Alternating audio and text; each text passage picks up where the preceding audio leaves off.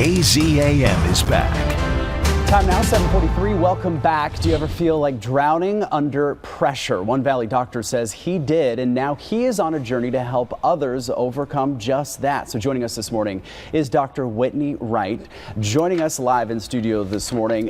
Doctor, let's go through your story because people probably know the company that you helped found years ago. Yes. 2011, we started a dental and orthodontic company here in the Valley called Risa's Dental and Braces. I'm the founding orthodontist. We now have 15 locations here in the Valley, and it's been an incredible but tiring journey. So let's talk about that tiring journey, because you said that you were just kind of going, and all of a sudden you just kind of hit a wall. Explain kind of what happened, if you will. Yes. So I was in 14 practices in a matter of 5 years.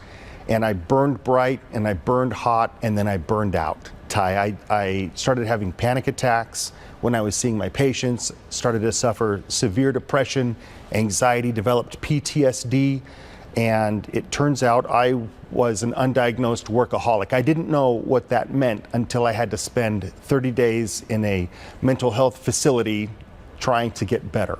How did you know that that was kind of what you needed to do? I mean, when you hit that rock bottom, as you described. Sure. I had had a massive panic attack at work. I went to see my psychiatrist the next day, and she said, "Whitney, I won't see you anymore unless you check yourself into a 30-day facility, because right now it's panic attacks.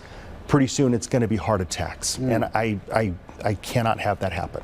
Let's talk about that, because there's such a stigma, I think, about mental health, and I think it's getting better, which is great. Yes. But I feel like that stigma is still there, maybe a little bit, when it comes to men. Absolutely. And I discuss that quite thoroughly in my book, that men are supposed to be the providers, the protectors. We're supposed to be stoic, you know, man up, rub some dirt on it. You're supposed to just push through these things. Don't ever talk about them.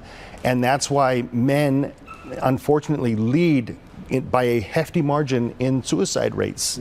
It's startling to see just how badly men are suffering, and in silence, because they don't feel they can talk about it without blowing up their lives. And that's what I'm doing. My life blew up. Yeah. And it came back together, of course, in a great way, but I now feel that I am ready and able to talk with authority on these things and help other men who may be silently struggling. And that was my next question. What was, I guess, your best piece of advice that you would give to men who maybe are in your shoes, that felt that struggle, that feel that pressure, and that are maybe starting to manifest some of those physical attributes of anxiety?